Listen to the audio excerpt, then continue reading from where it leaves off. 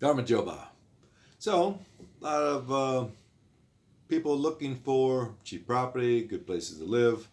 Of course, I tell you, Georgia is the place to go. Has the best of everything. Uh, Maybe it's true, maybe it's not. Maybe it's true for me, maybe not for you. But so I need to compare, give you some other ideas, maybe compare some other countries to so you can see what's actually best for you. So, are there countries with zero property tax? A lot of countries you can buy cheap property, like in Georgia, there's cheap apartments, cheap houses. You can buy big property, small property, different cities, whatever. It's all quite cheap compared to Western standards. But does Georgia have zero property tax? Are there other fees involved? Are there stamp fees? Uh, Fees you have to pay to transfer the land or apartment or house to someone else? So today we're going to look at some other properties. Uh, there's places that people call zero property tax. So let's take a look to see if these other countries have any in Georgia. Do they have zero property tax, or are there some hidden fees involved? So let's take a look. We're going to look at, I'm going to show you now a list of properties with zero property tax. Or maybe not. So the first one is Monaco. We'll start in Europe. We'll go through a few countries in Europe. We'll go to Oceania, the Caribbean, and Asia, Middle East.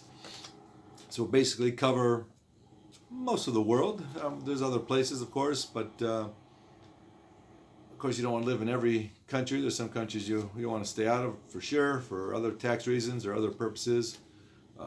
Some of these on this list, many nomads might think these are good places or good places for them, or they're kind of the hot country at the moment. So some you may want to live in, some you might want to stay out of. Let's take a look. First we'll start with Monaco. So basically these countries, I'm just going to give some short, quick information, get to the point. Monaco, no property taxes. And it's kind of like another small little country, Liechtenstein, which is close by. The difference is it's quite expensive to buy something there. So I guess if you're, I mostly deal with 5 and 6 figure people. That's the kind of person I am. But if you're making a lot more money than that, you have a lot of money to spend. I guess it doesn't matter if you have property tax or not. But Monaco, no property taxes, but you're going to have to buy a luxury home.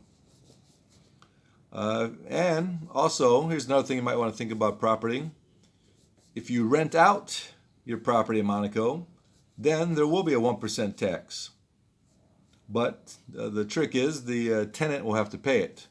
So I guess if someone's renting a house in Monaco or property in Monaco, it doesn't really matter. It's only 1%. But that's something you might want to think about. But it's also a place for the wealthy. Might call it a playground for the wealthy. That's not my type of place. So I personally wouldn't be staying in Monaco, but maybe that's a place for you. Let's take a look at Malta. Malta's kind of an interesting country. Right, currently there's not an existing property tax, but here's the catch on some of these places that say no property tax. They assess a stamp fee in lieu of a property tax. So I don't know if it's you consider it the same, you consider it different. It's different words, of course, but you're still going to have to pay a stamp fee. They don't call it a property tax. So maybe, I don't know, if you're Maltese or from Malta or like the idea of maybe living in Malta since it's in Europe, you might want to look at that, but you're still going to have to pay a fee. It's tough to get away from paying any type of fees. Another place in Europe, as you can see, here is going to be Georgia. We'll talk about that at the end. Let's go to Oceania. We'll look at Fiji. So with Fiji, no property tax. Well, there's no property tax on freehold land. So is it easy to get freehold land? Well, less than 10% of all of Fiji is freehold land. So you got a very small chance at buying some freehold land. Much of the freehold land is actually set aside by the British to kind of entice farmers to come and create agricultural goods. So it might be difficult to get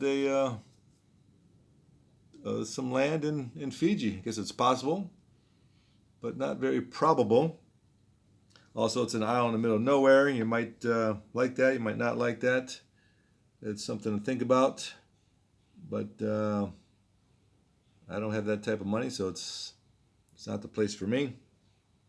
Now let's look at the Cook Islands. Cook Islands doesn't assess property taxes, so no property taxes. But now here's the trick. Land cannot be easily owned by foreigners in freehold form, kind of like the previous one in Fiji. So basically, if you're a non-Cook Islander, you can only lease out a property a maximum of 60 years. So maybe if you're old, you want to retire in the Cook Islands, might be okay. If you're young, might not, and might get kicked out before you die. So that could be a tricky thing to look at. Might not be the best place. Definitely not the best place for me. So you're going to have to think about that yourself. It doesn't look too good. Let's go to the Caribbean. Cayman Islands. Anybody knows anything about Cayman Islands? You know that's an expensive place. Not the place for me. But there's no property taxes. They don't have a lot of any taxes there, really. Just have to have a lot of money to be able to buy something. And the cost of living is quite high in that region. But if you're rich, like being around rich people, like being on a small island, actually there's about 3 islands there to make up Cayman Islands, but if you like that kind of thing, maybe it's good for you. It's close to the U.S. So let's get back to another one. Next one, Dominica. No property taxes. So that's pretty good. But there's municipal taxes are levied on properties in Rousseau and the Canefield urban areas.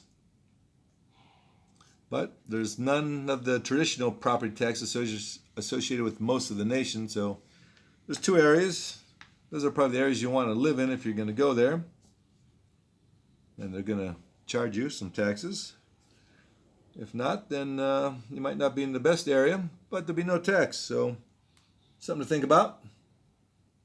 Again, it wouldn't be the place for me. And that's not the only reason we just talked about, but that would be one of the reasons. Turks and Caicos, our last island in the Caribbean, we'll look at no property tax. But here's the trick. There's an annual stamp duty, which is on a progressive scale. So I guess it depends how where you're living, how expensive your property is. Of course, small islands, but close to the U.S. Depends what you want. Another reason that wouldn't be the place for me. Now let's go to Asia. Sri Lanka. Who doesn't love Sri Lanka? I don't know. I've never been to Sri Lanka. I kind of had some interest at one time going there, but I've always kind of lived close to it. But Sri Lanka has no property taxes. And rental income earned by non-residents is taxed at 20%.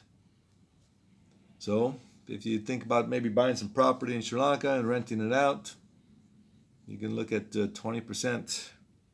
Unless you become a resident. I don't know if that's possible, but I guess it is. Anything's possible. Might not be too easy. Small little country. Might be the place for you. I don't know. Not for me. And that's another reason why. 20%. And we'll look at the last one, UAE.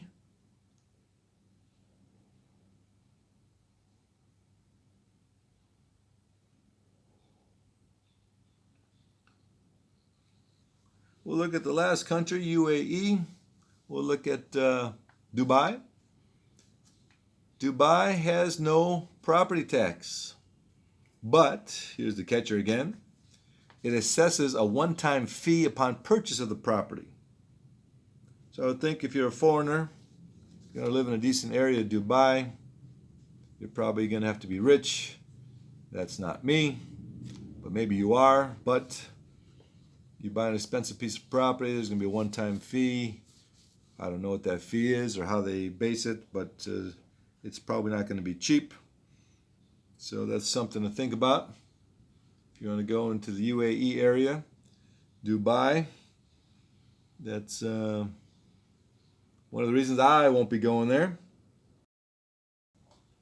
So let's go back to Europe and Georgia. Even though Georgia's, I think, not technically in Europe, but let's talk about Georgia property tax. Basically, there's 0% property tax if you live in Georgia, or basically your income that you make in Georgia is less than 40,000 gel, which isn't a lot of money, but maybe if you're retired in Georgia for just maybe an investment property, something like that, you're planning on retiring, you're not making or working in Georgia. If you're not working in Georgia at all, then 0%. If you make more than 40,000 gel, which is the what they call the dollar in Georgia, of course, you'll pay up to 1%. So basically, to spoiler alert, no matter what you do, who you are, where you live, you won't pay more than 1% property tax. The highest rate can never be higher than 1% property tax. So, of course, it's how they kind of figure things out. It's not too tricky, but it depends on where you live, the value of your property. Another kind of thing you have to look at if you own property through a company. Even if you own property through a company, sometimes it's better, sometimes it's not so good. It's usually better just to own it through your own private name. But still, 1% is the maximum. So you won't be higher than 1% no matter what you do, where you live, what you own. If it's through your companies, through your private, doesn't matter. Some areas, like Tbilisi, the capital, the property tax will still be a little higher, not higher than 1%. Once you leave outside of Tbilisi, go out to the country, the outskirts, the suburbs, that area, the taxes were going to go lower. I don't know if it makes a difference because it's under 1%. So lower than 1%, I don't think it matters too much, even if you're not rich. If you're rich, I guess you really don't give a rat's ass. But if you're not rich, you're paying less than 1%, so not too bad. The only tricky thing is, unlike some of the other countries we talked about, if you buy your property to rent out, then the property tax will be 5%. So that's not too bad. There's only one fee. I guess that's probably going to be like most places. You're going to have to pay a fee to register, which is about 100 gel, which I'm not going to give what it is in U.S. or any other currency because it's going to change daily, of course, or maybe even by the hour. But 100 gel, that's the price. You can figure it out in your own currency. And basically, it's just an annual tax. I think that's probably like most everywhere. So just annual fee, less than 1%. Land tax is a little bit differently, how they figure out the land tax. That's also going to depend on the area, the size, the purpose of the property.